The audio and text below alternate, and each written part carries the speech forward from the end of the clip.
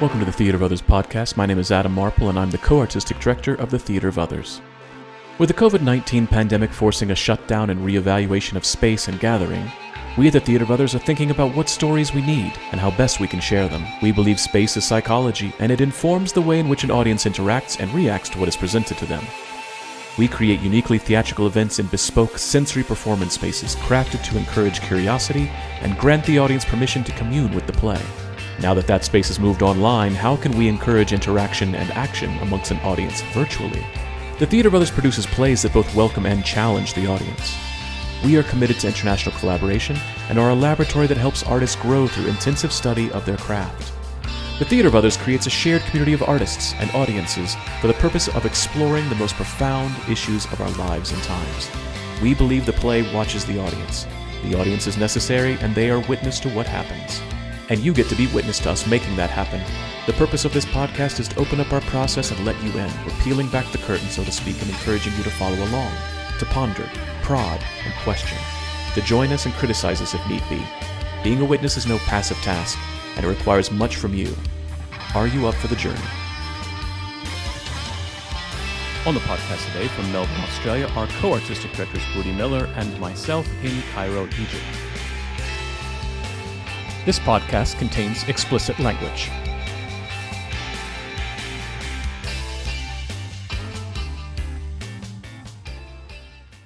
Hi, Adam. Hi, Budi. How you going? Oh, man.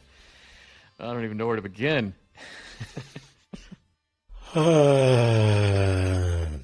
Back together again. It's been a while. Yeah. Makes me think of, did I ever tell you about that Whitney Houston film clip that came out? Okay, I'll give you, let me just give you, like, I'll give you a whole vibe. Okay. And to tell you the story, because so I had this friend. I'm sorry, I just like looked at my backdrop because like we're like actually going to be putting these on YouTube now. I'm like, my backdrop, I've got like, my backdrop is very, I look like I'm in the hood right now. This is actually not my normal setting, but I'm kind of liking it because it looks like I'm like in the hood. I got the heat controller on the wall, exactly, with a plug. For some reason my walls look like urine yellow, like especially it has this like really, yeah, like really like a dirty patina effect, and then then you have my velour couch. So yeah, so we are going to be videoing this, everyone. But I want to tell my story about Whitney Houston because it's a funny video that I saw, but I can't find it. You know, because you try to attempt to find things on YouTube all the time now, but I actually can't find it. And if y'all find it, someone please send it to us. And I had this friend. And it was during drama school. I had this friend. We always promised that whenever anything crazy happened with Whitney Houston, we call each other and make sure that we like could catch it. Because that was when she was just like, you know, she was ill and she was having troubles with her husband and drugs. But this moment was not really about drugs. It was about the insanity of her relationship and her wild husband and his affairs. And I was just watching television, and all of a sudden there was this like breaking news, Bobby Brown arrested. And like you see like Bobby Brown being arrested, it's this whole thing. And I'm like, oh my God, Bobby Brown's been arrested. Then like back to the normal programming. An hour later, you get breaking news. Whitney Houston bails Bobby Brown out of jail. And you see these like these reporters, and they're like, Whitney Houston, and they're going after Bobby and Whitney as they're getting into the car, and they're like, Whitney Houston, and the camera goes into her window, which is rolled down. Whitney Houston, do you have anything to say? And she looks out the window, and she gives him this like this look on her face like, you're not gonna know. I'm not gonna tell you anything. And then she hits the window, and the window starts going up, And then she starts singing. She's like, still together, baby, yeah. And that's how I feel about you, Adam. We're still together, baby, yeah. So I'm Bobby Brown in this situation, is what you're saying? Yeah, you're Bobby. All right. You're definitely Bobby. Okay. 100% Bobby. You've always been Bobby Brown. I am the Whitney Houston to your Bobby Brown. Bobby's still alive, right? Is this? I'm confused on Bobby my is still alive. history. Okay. All right. I'll take it. I'll take it then. Yeah. Despite his problems, he's still alive. Okay. Good. And he's alive and still sexy. All right. Cool. I'll take it. I'll take it however I can. So why have we not seen each other, Adam? Oh, we had a fight, and it happens. No. It was the best of times. It was the worst of times. No, we've been so busy with things. So last time we had a conversation would have been, oh my 2 Lord, months this ago. would have been 2 months ago almost at this point. This would have been one of the conversations with the playwrights during the Audio New Play Festival. This would have been with Raya. Raya was the last time we had a conversation. It was with Raya. I was in Beirut. You were in Melbourne. And then, Yes. and then you went to the United States, right? Yeah, I had an emergency, y'all. I had the greatest family emergency that we all have to go through. My grandmother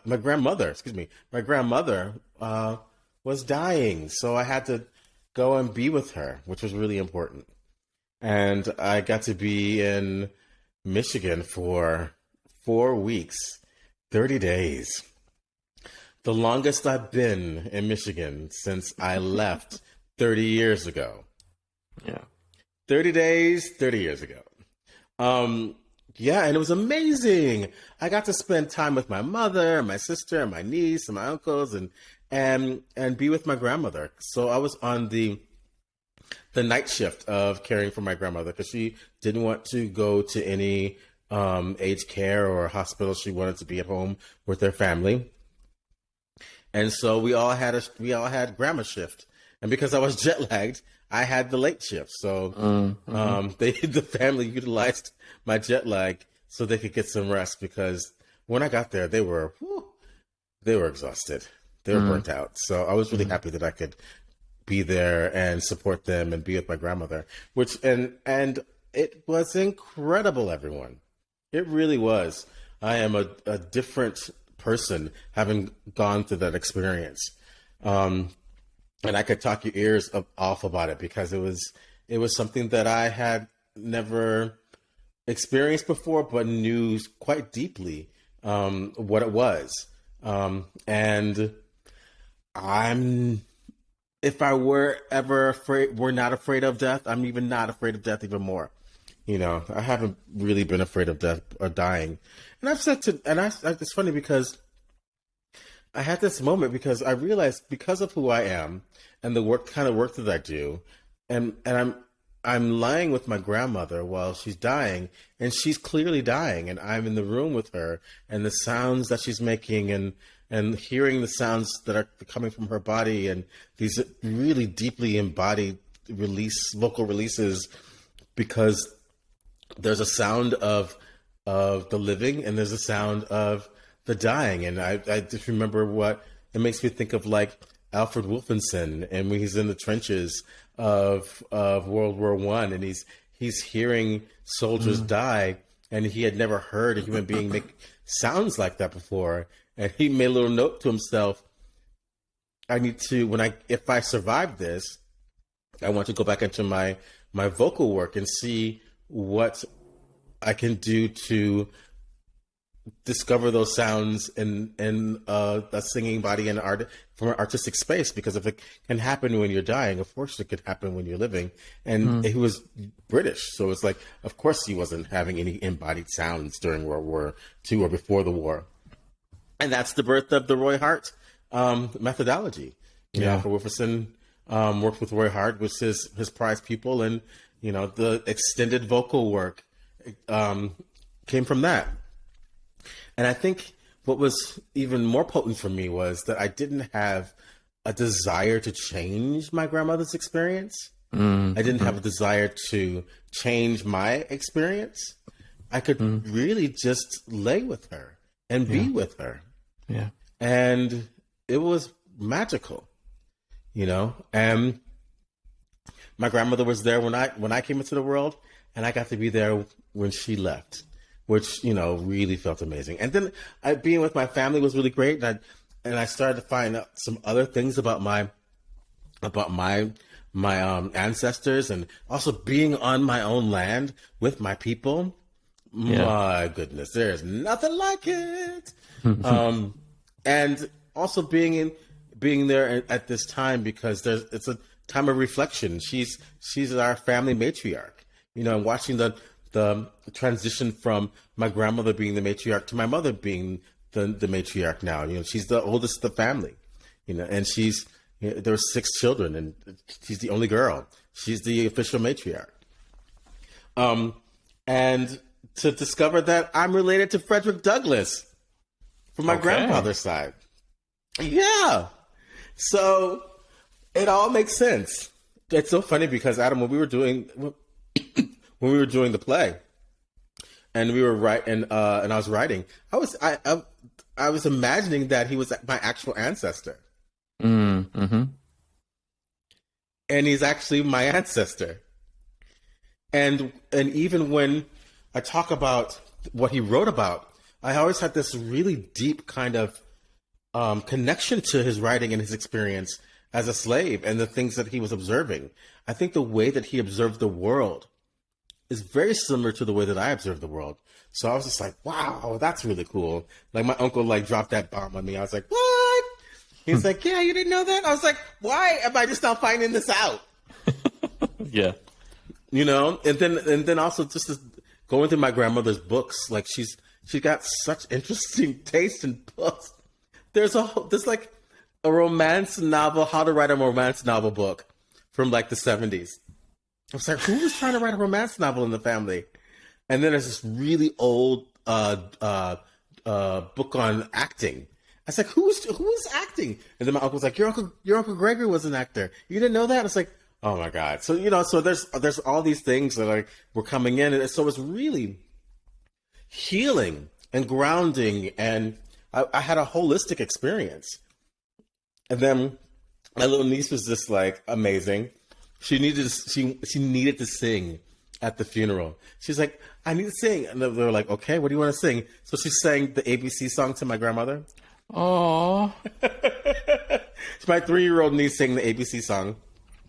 And then at the gravesite, she sang another song. She sang Twinkle, Twinkle, Little Star. And then she was like, I want to go lay on the casket. She wanted to get inside the grave. Oh, okay. And lay on the casket. Maybe and not my that. sister was like, okay, you're done. This is not the story we're going to tell. This is not how the story ends. It's not about you. This is not how this story is. And then she starts going crazy. So then my sister had to take her away and put her in the car because she was tripping. Let me get back to the house. And she's like, Mama, I want to sing. Lord. And my sister's like, you can sing. She goes, no, I want to sing in the garage. That's where everybody was. Everybody was in the garage. I want to sing in the garage. I need an audience. Do you know what she said after she got done singing the ABC song at my grandmother's funeral? She closes her set. She closes her set with, she closes it with, good job, everyone. Yep. She's definitely my niece, right? Yeah. I feel like that's how we should close our shows from now on. We clap for the audience. You made it through our show. Thank you. Good job, everyone. Good job, everyone. We can actually finish with an ABC song. A, B, C, D, E, F, G. Yeah. I'll go and lay down in the grave while you do that. Well, totally. That'll That's be our not new the story thing. I want for you. That's not the story I want for you. So I'm home. It's good to be back. I'm in the hood, as you can see. I'm in the hood. Yeah. How are you? Oh man, I'm stressing and like I haven't stressed before right now. I'm in tech and for a very, very, very, very, very big project that just keeps getting bigger and adding more problems every single day. Pray tell, what is this project? Oh my God. So I am doing a show for the COP27 UN Climate Conference, which is taking place here in Sharm el-Sheikh, Egypt. It's a project that is funded by the British Council with collaborations between University of Exeter and AUC and the UNICEF and Global Stocktake and who else do I need to thank for everything? And these are stories. This is a play that we have adapted from an anthology of micro stories about climate change, written by artists and students and health professionals and scientists, all trying to put a human face on these facts and figures and numbers coming out of climate science. We can all hear, we need to keep global temperatures from rising 1.5 degrees centigrade, but what does that even mean versus... Yeah, what does that look like? Yeah, what does that look like? What does it mean in a human scale? So we've taken these stories and I've written a play based off of this. And we open... Well, let's see. This podcast comes out. It'll be this week. If you're listening to it, the week that it comes out this week, and we are live streaming it, and then we travel. Oh God, me too. Is it in my time zone? No. I mean, live stream will be live, so we are 6 hours ahead of you. No, we are 6 hours behind you. Right? 8 hours behind you. We're 8 hours behind you, so it'll be in your morning time, but it will be on YouTube forever. So, God, I hope it's good. God, I hope it's good. I hope it's good. God, I hope it's good. I hope it's good. And then we travel to the climate conference, and we perform in the very, very secure blue zone for the ministers and secretaries of environment and all that. And, what's a blue zone? So the way that they've got it divided, there's a green zone and a blue zone. The blue zone is the very, very highly secure area where, ministers of state and secretaries of environment and all those people come together to talk about the global development goals, the goals of trying to keep climate from rising to 1.5 degrees. So what does each nation need to do, and how can other nations help each other to reduce emissions, to take care of water, reduce plastic, all the kind of things that are around. There's kind of 5 things that each country has to kind of present a plan on. Here's what we're going to do. So, when Biden came in, he immediately put us back into the Paris Agreement. The Paris Agreement was that agreement that the United States made to cutting our greenhouse gases, increasing renewables, all those kind of things that was agreed to under Obama. Trump took us out of, Biden put us back into, because it's not just important for us, but it's also important for us to be leaders for other countries to say, okay, well, if America's going to do it, then we can do it as well, because the technology that's going to come from this will be worldwide. Yeah. So that's what the blue zone is. The blue zone is where all the document signing and negotiations are happening, and we're performing there. And then the green zone is the outside area where it's kind of like, if you think of the Olympic Games, there's where the games are happening, and then all the artistic and cultural activities that are happening outside of that. So we're in the blue zone one day, and then we're in the green zone the next day. And it's super crazy and amazing and cool as well. But boy, oh boy, is there not enough time to do this. What are you learning? What am I learning that I can repeat on the podcast? Yeah. Remember, we are now on YouTube. Yeah. Don't demonetize us. No. Producing is hard, especially when you're also directing it and writing How it. hard is it? So I don't recommend doing it in Egypt. That's what that's. It is. There are people who will help you out. There are people who want to help you out, and they are invaluable to you. I mean, I know this, but in terms of, I've been doing so much work with non-theater people on this project, and they're so excited, and they're so enthusiastic, and they're so passionate about this topic that they are moving mountains for me to do this. So as stressed out as I am about my little part of this, the Met Office in the UK and the United Nations and other organizations that have nothing to do with theater, because this is so outside of their bailiwick, because it's so outside of their norm of understanding, they're just literally picking up mountains and moving them out of my way sometimes. And it's just really fantastic to finally have a real interdisciplinary collaboration between the arts and the science, and them just be like, what do you need me to do? Because this is your thing that you're doing. So it's been really wonderful in that respect. Well, so because they have money. They're like, because they have money. How do you want to use it? Exactly. It really is. It really is. I mean, being able to go back to an organization and say, like, really quickly say, I know we've gotten so much money from you. It's been fantastic, but I need another £5,000. And they would be like, okay. And it was just like, I'm sorry. Did you just say okay? Yeah, that's okay, because great. Normally people treat you like Corky Sherwood, and you go, I need $200,000. $200,000. $200,000. That's our entire yearly budget, and that doesn't even include the pool, including swimming. That's including swimming. There's no swimming in my show.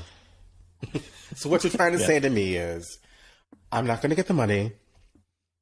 I can't. Yeah. You are ass people. I'm going to go back and bite my pillow. I'm going to go home and bite my pillow. Yeah. You're all backwards ass-face people. The majority of our audience has no idea what we're referencing right now. Well, they need to know, because if they're going to be theater people, they need to know Waiting for Guffman. It is a prerequisite. The first watch is very painful, especially if you're a theater person. It's so accurate. Yeah, true. It's so accurate. It's painful. Yeah. When I first saw it, I was like, I hate it. I don't understand why anyone likes this movie. It's horrible. It's a horrible movie. It's horrible. Yeah. And then I watched it again. I was like, oh my God, they're totally taking the piss out of me. This is why I'm so upset. Yeah. It's almost a prerequisite for grad school. I'd say it's a for advanced training in the theater, you have to have this under your belt. Yeah. And because you also need to have a reference, because your teachers are old enough to understand what that is. So if you say if you do like a Waiting for Guffman reference, that'll give you like street cred. They'll love you. They'll love you. Oh my God. This like Gen Zer knows Waiting for Guffman? What? You know that? Yeah, exactly. You can even put that in your special skills. Love Waiting for Guffman. We'll watch Waiting for Guffman at all costs. Can quote ad nauseum Waiting for Guffman. Yeah. I do the special skills or roles that I can play. Kirky Sherwood. I do a mean and Parker Posey. Parker Posey. I can just play the actress. Yeah, that's the Parker Posey. Not the character, just the actress. Yeah. I was looking at a map of New York City. It's just an island. So I think I'd just go to New York City and like meet some guys. Oh man, I need to watch this movie again. So again, Corky, we want you to live. Oh my goodness. Catherine O'Hara. Yes. Is incredible in this film. Yes, of course. Yes. She's incredible. She's incredible in everything that she does. What are you talking about? Home Alone, Schitt's Creek. She's amazing. She's just she's a national treasure. Oh my God. Waiting for Guffman, y'all. You need to watch Waiting for Guffman. I need to watch it again. I know, me too. My quotes are off. If you mix it around, put it together, Nabali. The name of a galaxy way, way, way far away.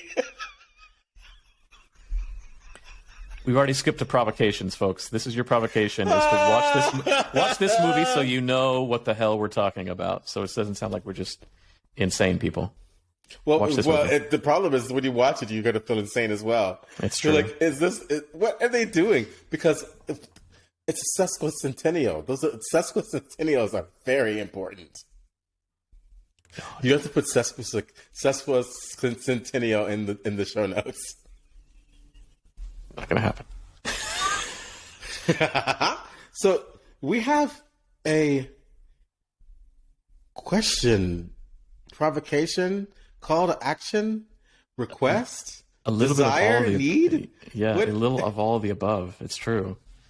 And this request, call to action, desire has been sitting in my inbox for almost 3 months now, and this person has been waiting for a long time for us to get to this, very, very patiently.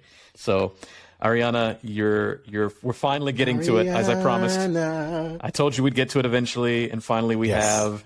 So we have to we have to take our time with this one. Yeah, because there were many questions. Call to actions. Indeed, we may need to take multiple episodes with this one. Like, I think that's a good idea.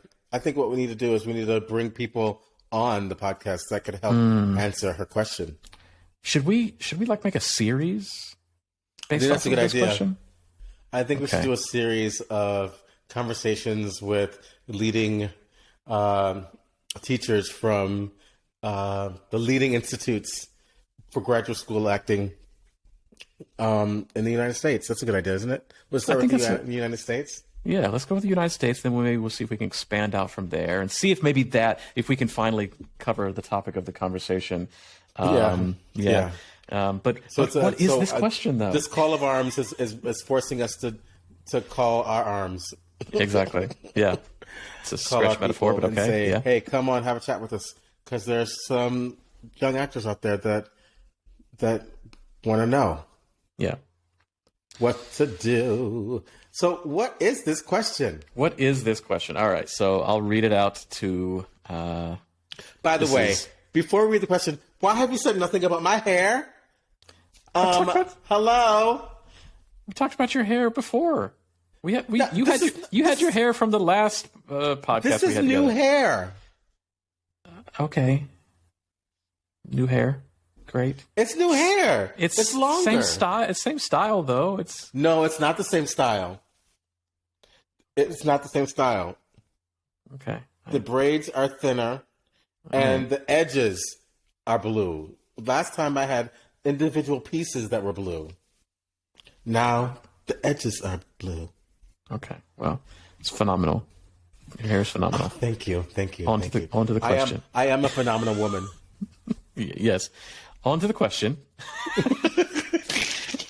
which we started 4 minutes ago. So this is because you were not noticing me. That's the problem. You have to notice me, and then I am staring at you on camera right now. How do I not notice you with your? Should I put it up with your Balinese hoodie on? I know. I'm wearing Pulang fabric, y'all. I saw this. This is a onesie. I'm wearing. I'm ill, everyone. I'm having an ill day.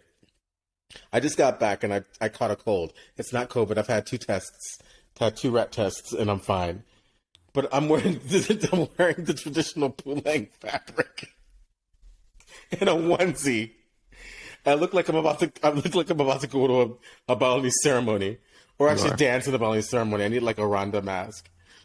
or stand off to the side as a pole. Yeah, that's what you. Yeah, or stand off to the side as a pole.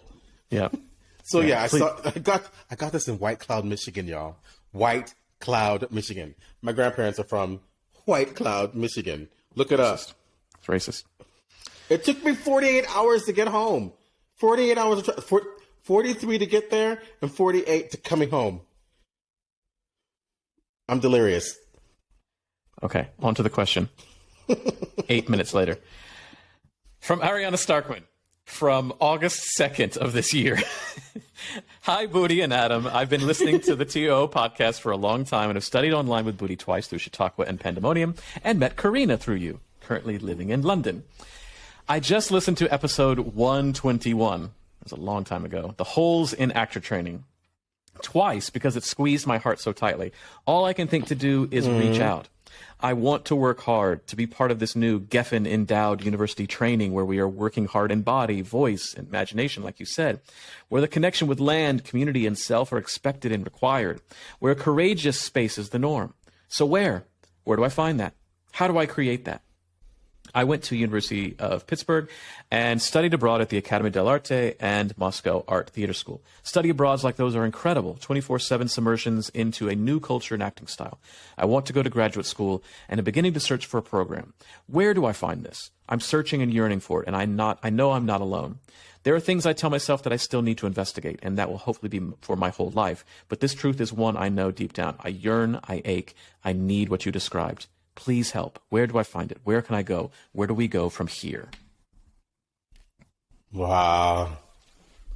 Rihanna, you don't make it easy, girl. No. She's a fabulous actor. She's a fabulous actor. Fabulous human being, too. My goodness. Well, I think it's one of those questions it's a relative answer, right? It's kind of like, you kind of have to decide on what thing is the most important. You know, the world in which Adam and I envision training happens because it's Adam and I. That's true. Right? And when you're dealing with institutions, and you're dealing with these institutions that have been around for a very long time, it's really hard to change the imaginations of institution that has old pillars of thought and pedagogy and fame and famous graduates and history. And, you know, they're like, well, we don't need to change. Oftentimes that's what happens. What we do works. You know, it's only in the past, maybe 8 years have they really even taken the questions on board, the challenges on board. Yeah. And even with that,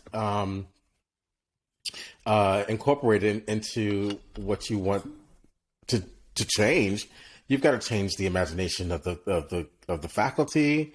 You know, you have to decolonize the imaginations of everyone involved. Yeah.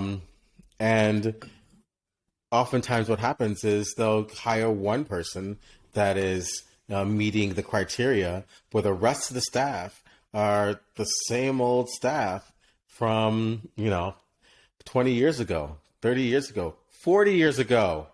And I think the hardest part is the person that they hire to enlist change don't get provided the resources to be able to do those kinds of land practices, spiritual practices, ensemble driven, physical training, imagination driven. You know, it's like, because everyone has a version of what they're calling imagination training, and a version of what they're calling movement training, a version of what they're calling being connected to something spiritual, and in many institutional programs, spiritual anything is a dirty word. and seen as not something that is actable or that you can integrate into, a craft. And I think the biggest thing is that you have to think about grad school as you're looking to develop your craft. No one grad school has everything yet. But and you've been listening to us, for years now, and I'm really, and maybe with the guests, when our guests come on, they can kind of change my my point of view about this. But I'm really tired of institutional learning, and until it needs an overhaul. It needs an overhaul, and it's hard. It's hard when the students want change. It's hard when new students want change.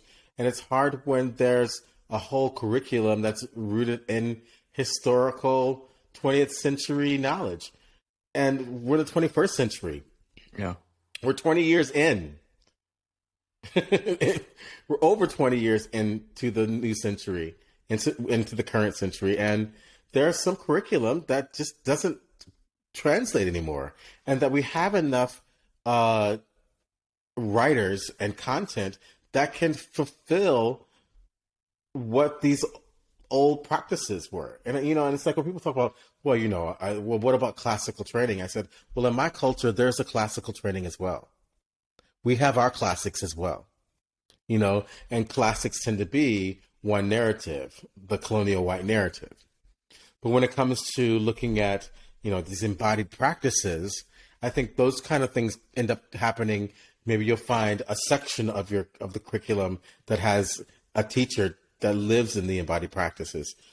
Because what happens is a lot of schools feel like they need to tick all the boxes to give you as many different experiences that you may encounter in your job.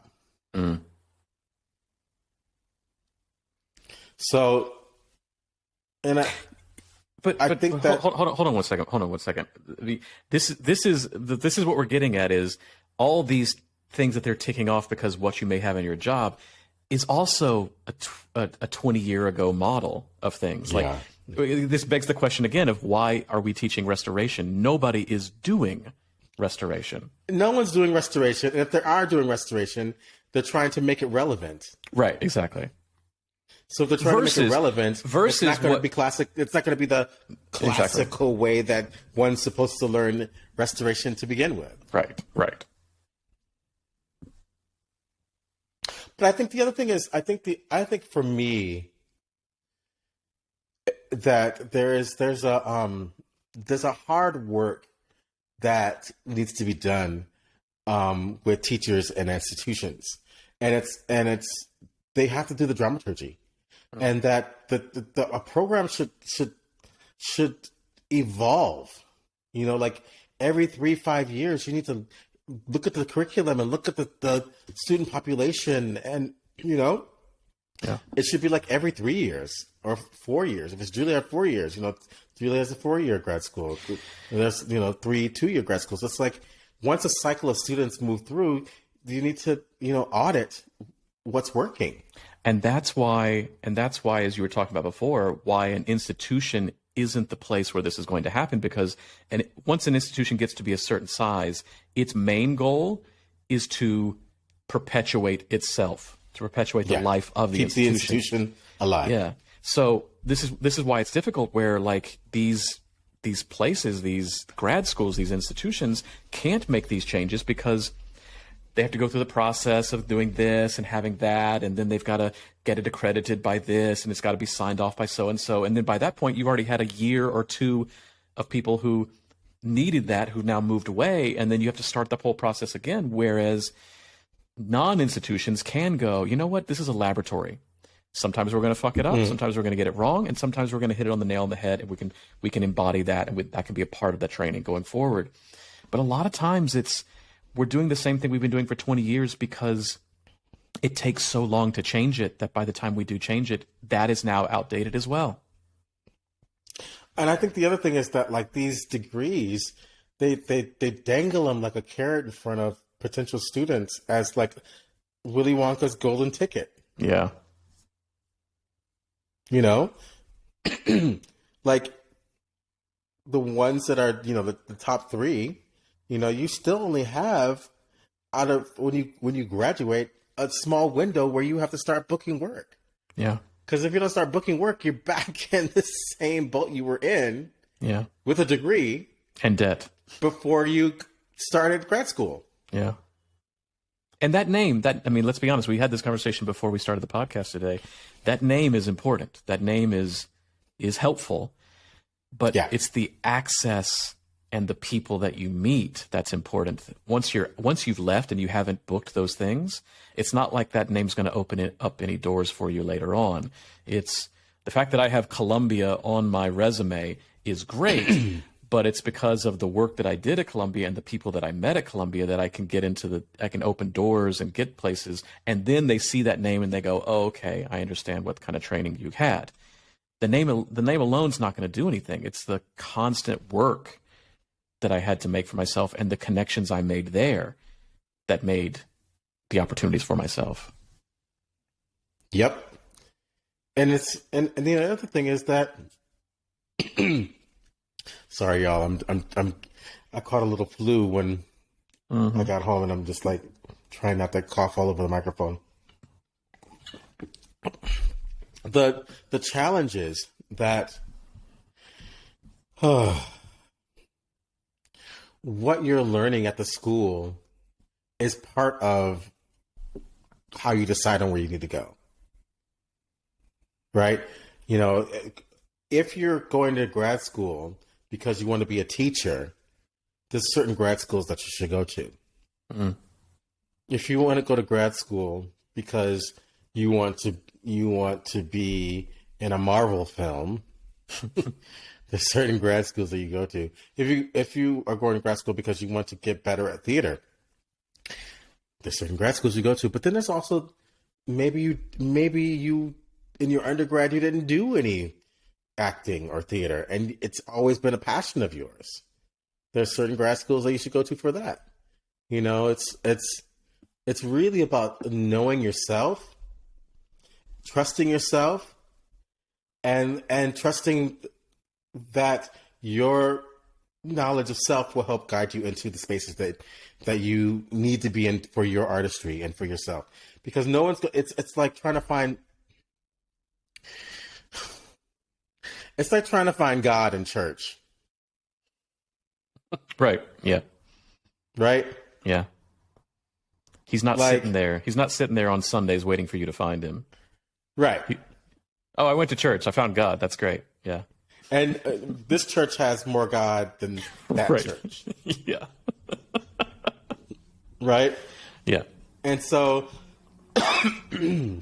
excuse me. One of the things that happens is these schools become like religious institutions as well.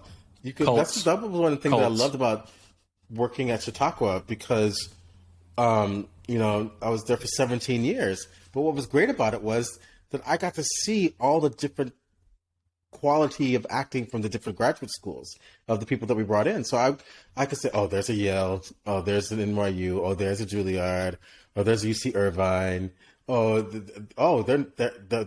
from that school in Ohio. You know, it's like you could see the teachers in the students, and I think that's a travesty. I don't want to see the teachers in any student. Mm-hmm. And that's that's that conundrum that's really unfortunate, because the artist is what we pay for. Right. The artist is what we want to go experience. The artist's interpretation of a role is what we want to go experience. And the work that I consider to be worthwhile. But these schools, every teacher has an aesthetic that they're going for. Yeah. Every institution has an aesthetic that they're going for, which gets in the way of the actual freedom of the artist training and developing. So if you make the decision to go to school, you need to go into it without thinking that they're going to make you an artist. You can't make an artist. Yeah. You already have to be an artist. You have to be an artist. They're just going to give you some technique and some place to play. Brushstrokes. They're going to give you some brushstrokes and some shading skills. They're going to provide you a canvas, and they're going to give you some critique.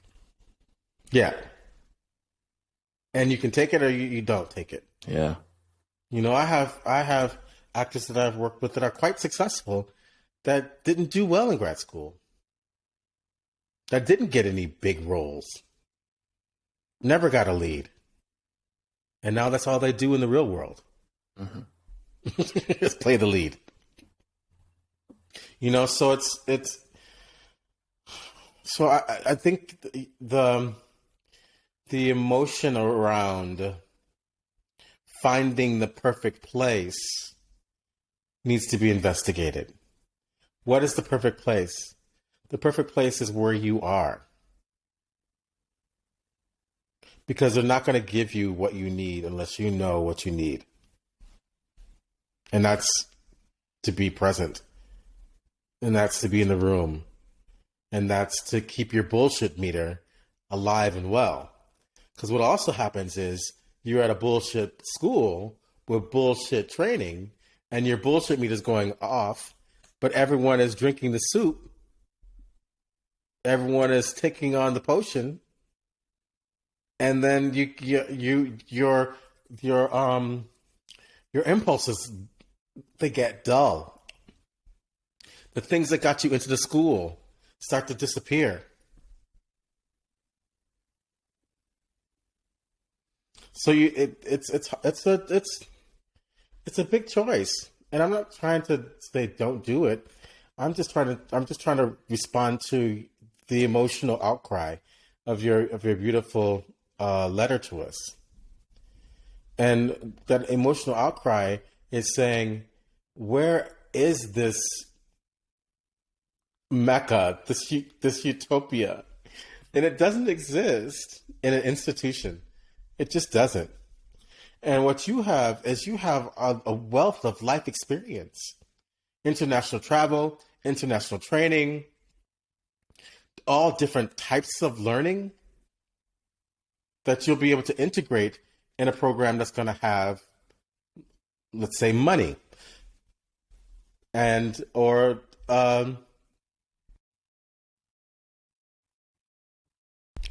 opportunities for you to try different styles of work that you probably wouldn't be doing in the real world. Playing roles that you wouldn't be doing in the real world. But I think the other thing is that, like, what kind of roles are available in the selection of the material they use.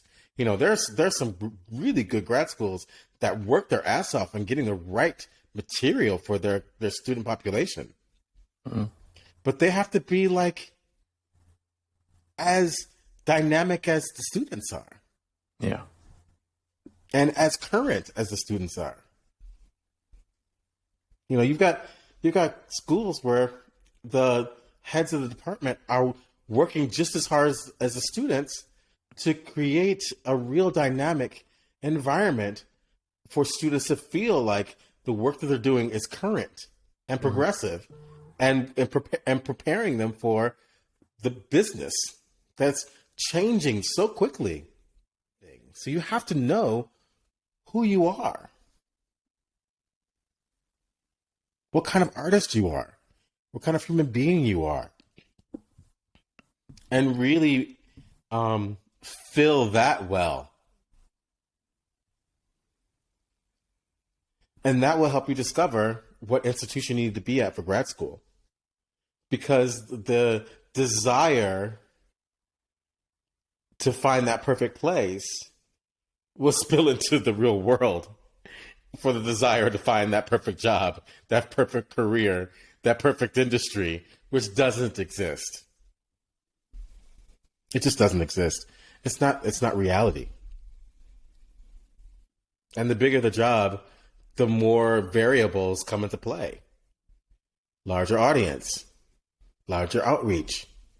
And as that expands, so do the complications of where do you resonate in that frequency? How do you resonate in that frequency? Because it's really easy to get caught up in the vibe and lose your center. So you have to keep nourishing the work that keeps that alive in you as an artist. And I'm not saying picking something that doesn't make you uncomfortable. That's the part of growth and learning and being an artist. It's going to be uncomfortable. And you're going to learn. And you're going to be challenged. And you're going to cry and be frustrated and be tired and have to produce and be tired and have to generate and be tired. Because the more successful you become, tired is just part of the narrative. It's just, you just grow to become used to it. You're always You just tired. grow to understand that the day you're not tired is the day you can die. Well, it's the day that you're no longer working and you're maybe not valued anymore and you're tired. Tired is even something. that. It's even when you're not working, you should be working. When you're not, we've said this many times, if you're not in front of the camera, you should find another way to get yourself in front of the camera. If you're not in front of someone else's camera, get your own camera. If you're not on the stage, produce your own work. If you're not acting, get in class. It's just one of those things that you have to be an artist. Yeah. You have to be an artist. And you have to figure out what kind of artist or what kind of career as an actor you want. There's so many ways to be an actor. There's so many types of actors out there. And there's so many different types of careers out there. So you have to look and see what kind of career you want to have and look at what it realistically takes. Do you have that stamina? It's like major league versus minor league. Yeah. Is this a hobby, or are you ready to actually make this a calling, a profession? But even if it's not a hobby, though, Adam, like even if you are a jobbing actor, there's so many ways to be a jobbing actor. You can be on Broadway, you can be off Broadway, you can be regional, you can be in indie film, you can be commercial television film. You could be, there's so many ways to be an actor. But the dedication, but that's what I'm talking about, is the hobbyist, which is nothing wrong with hobby. If we take the etymological words of amateur, it is a lover of. And that's the thing, is like we think of amateur, we think, oh, they're shitty. It's sad, it's pitiful what they do. But if you're an amateur, meaning you love theater, but you don't have the discipline, or you're not ready to make it the be all and end all of what you're trying to do, then be an amateur, and that's fine, that's fantastic. But know that to level up, to take it to that next level, to be a professional, to have this be your profession, your not just a passion and a love, but also a dedication, something that you are devoted to, that's a different level. That's a different thing altogether. And there's nothing wrong with recognizing that. And there's two things that you have to keep very far away from you. And that's doubt and cynicism. You can't be cynical about your development. You can't doubt your development. You have to say, I'm an artist. I'm an artist. That's it. I make art. Because if you are cynical about your process, and you're cynical about others people's work, that goes into that gets in the way of your ability to actually be really vulnerable. Because in an imaginative space, in an imaginative moment, everything's possible, and it's also, the vulnerability is super high. And then if you have that moment of opening, and then you become cynical about it, like, oh no, that's not it. That's not it. Yeah, that's silly. That's going to develop every time that opening happens. That little cynical doubt is going to catch it, as opposed to your heart, as opposed to your voice, as opposed to the gift you're trying to give to an audience. It's energy. And if you want to allow the energy to flow through you to another person, as opposed to being blocked by your ideas of what it should be. You have to discover what it is. And that's something that's really hard for actors. It's easier for painters and musicians, because a lot of the materials they work with are external. The materials that we work with are visceral, are empathetic. And it's a vibration. or as Paula Abdul would say, vibology. I mean, in a funky way, vibology.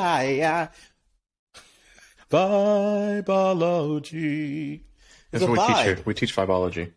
We teach vibology. Okay.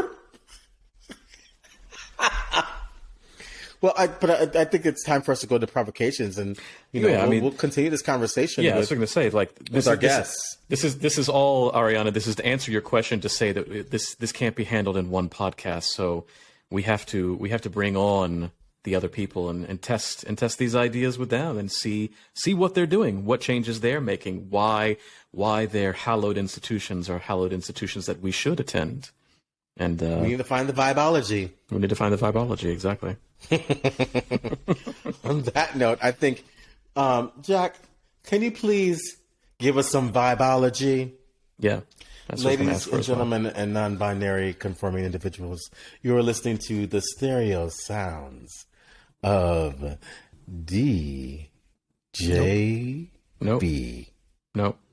JDB! Wow. Oh my God, You're listening to the stereo sounds of dyslexia. This is JDB taking us away. You are listening to the stereo sounds of JDB. Not to be confused with DJB. Yeah. DJB, play that funky music.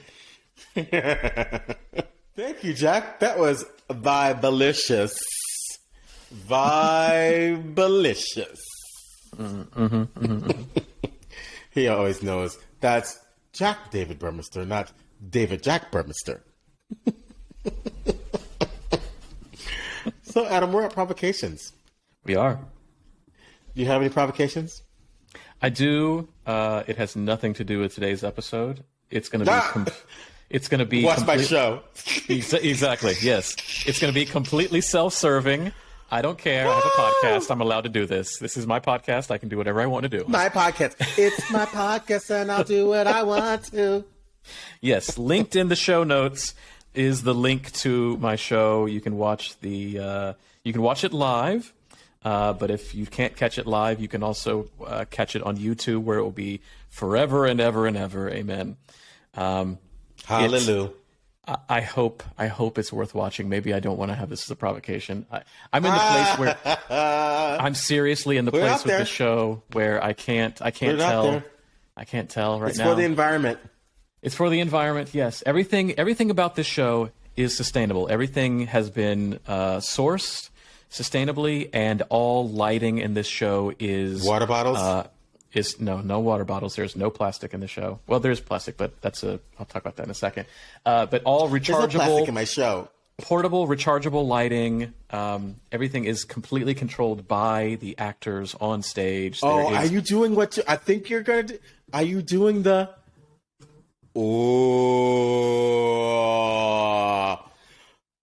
I gotta see this. That's gonna be cool. That's what I'm saying. If it all works out. So, yeah. So and check it out. You finally found some actors that will do it? Well, maybe. We'll see. We'll see how it's going. But yes. So check it out. It's in the show notes. It's completely self-serving, but that's the way it is. That's the vibology. That's the vibology. Well, my provocation is to those of you that are thinking of grad school. I think the first thing you want to look at is the graduates. Who's graduating from these schools? What are their students doing? Yeah. What kind of work are they doing? Is it the kind of work that you want to be doing? And then don't stop there. Answer the question, why? And that answer of why needs to be connected to what feels really good in your body. Not from desire, I really wish, but from God, that feels really good. I could really do that. Listen to the little voice inside that might be saying, that could be something we could do. Let's do that. Yeah. And then, after you see the graduates, look at the people that are teaching them at the schools. Look at their careers. What kind of things do they teach? Right? Are they still working actors? Or are they full-time teachers and they only teach? You know, and look, it depends on the school, because there are teachers at some of the best schools that no longer act or perform.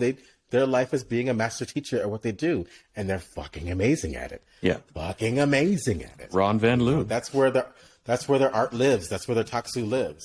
And then you have others that also act and perform. They stay on the boards. They stay in front of the camera.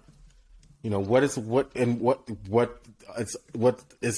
on their IMDb page? What kind of shows are they doing? You know, so that's where you can start to like generate and cultivate a environment of the kind of people you want to be working with. You know, if you go in blind just by looking at the institution alone, like, oh, this is a great institution, let's go for it. You're already going in and without any knowledge of why you want to spend 2 years, 3 years, 4 years with these people. So that's my provocation for you. And to watch Adam's show. Thank you. Because I'm going to watch it. I got to see how they power the show. That's the part that I'm really excited about. You may not see it, but just know that it will be done. You'll see it in March for sure. For sure. You'll see it in March, but you may not. I don't think it's going to be making it on stage, but it will be actually charging it. I'll say that. I basically just said nothing, but said everything. Good reason to watch it. Good reason to watch it. So, Adam, Marple, how will we know that they are doing these things? They're going to go to speakpipe.com/Theater of Others. Again, speakpipe.com/Theater of Others, all one word, theater with an R-E. You can leave a 90-second voice message there. You can send us your answers to our questions or our provocations back, or send us something brand new for us to investigate, just like Ariana did, which is going to create an entire series for us. Yes. If the voicemail is not your thing, you can also send it via email, podcast@theaterofothers.com. We are also on Facebook, Instagram, and our website. On the gram, y'all. There are many ways to get in touch with us, and we want to hear from you in all of those ways. And we do. One way to really kind of help us out is to do what, Budi? Subscribe, y'all. That's right. We send these podcasts out once a week. Subscribe, get in the conversation. Yeah, that's right. It's very helpful to increase our audience, to reach these people who are thinking about grad school, or these people who are thinking about being a director and changing from being an actor, all those things. And so, is Uber here? It's delivery. So you continue on. I will be right back. And you must do what my Uber driver does, and clearly Adam's Uber driver as well. Give us 5 stars. I give you 5 stars. You give me 5 stars. 5 star, 5 star, 5 star.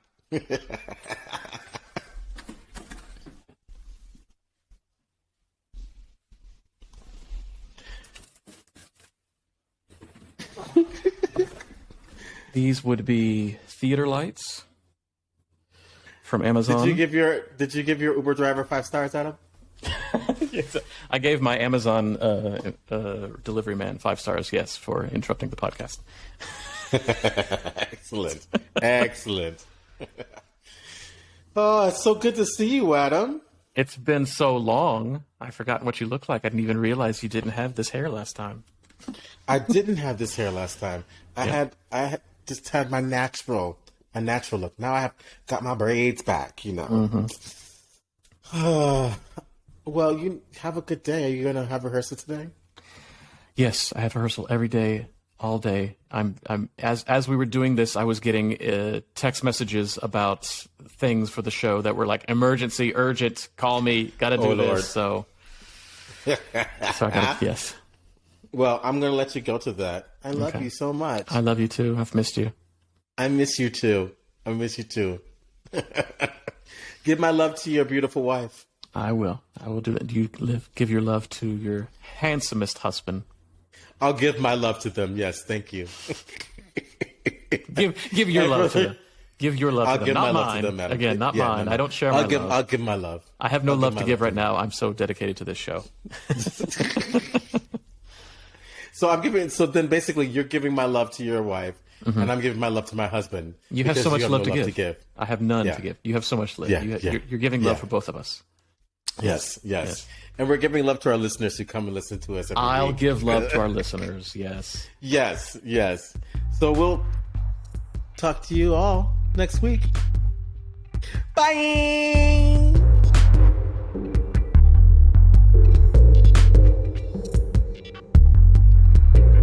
Thanks for joining us this week on the Theater Brothers podcast. Make sure to visit our website, theaterbrothers.org, where you can subscribe to the show in iTunes, Stitcher, or via RSS, so you'll never miss a show. While you're at it, if you found value in this show, we'd appreciate a rating on iTunes. Or if you'd simply tell a friend about the show, that would help us out too. A special thank you to Purple Planet for the music you've heard. The Theater Brothers creates a shared community of artists and audiences for the purposes of exploring the most profound issues of our lives and times. We believe the play watches the audience. The audience is necessary, and they are witness to what happens. And you get to be witness to us making that happen. The purpose of this podcast is to open up our process and let you in. We're peeling back the curtain, so to speak, and encouraging you to follow along, to ponder, prod, and question, to join us and criticize us if need be. Being a witness is no passive task and requires much from you. Are you up for the journey? Be sure to tune in next week for our next journey.